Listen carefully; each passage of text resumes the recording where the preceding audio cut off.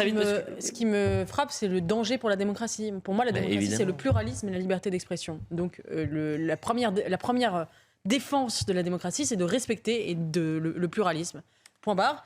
Et deuxième réflexion, c'est qu'en fait, on voit bien que la gauche, à laquelle appartient Pape Ndiaye, est en train de perdre la bataille idéologique. La gauche ou l'extrême gauche? Non, moi j'appelle ça la gauche. Pape Ndiaye, je ne pense pas qu'il soit d'extrême gauche, il est de gauche, progressiste, multiculturaliste, est en train de perdre la bataille des idées parce que le réel lui donne tort.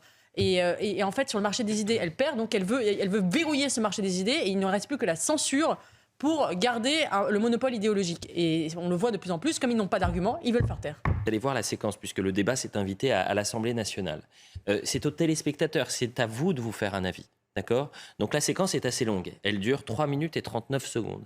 Entre Philippe Gosselin, député Les Républicains, et Pape Ndiaye. C'est Philippe Gosselin qui interpelle Pape Ndiaye en lui disant mais que diable allez-vous faire dans cette galère en quelque sorte ? Qu'est-ce que vous êtes allé dire sur CNews ?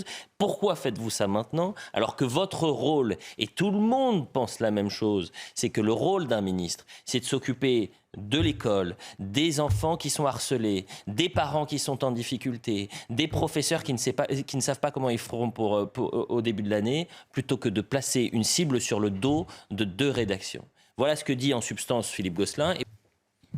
On vous entend très mal, monsieur le ministre. En revanche, vous démontrez tous vos talents d'idéologue. Vous vous placez en arbitre des élégances de la pensée, d'ailleurs évidemment souvent uniques, distribuez bons et mauvais points, jetez les anathèmes contre certains médias. Vous méprisez, ce faisant, les journalistes et des équipes qui y travaillent, et des millions de nos concitoyens qui les regardent et les écoutent.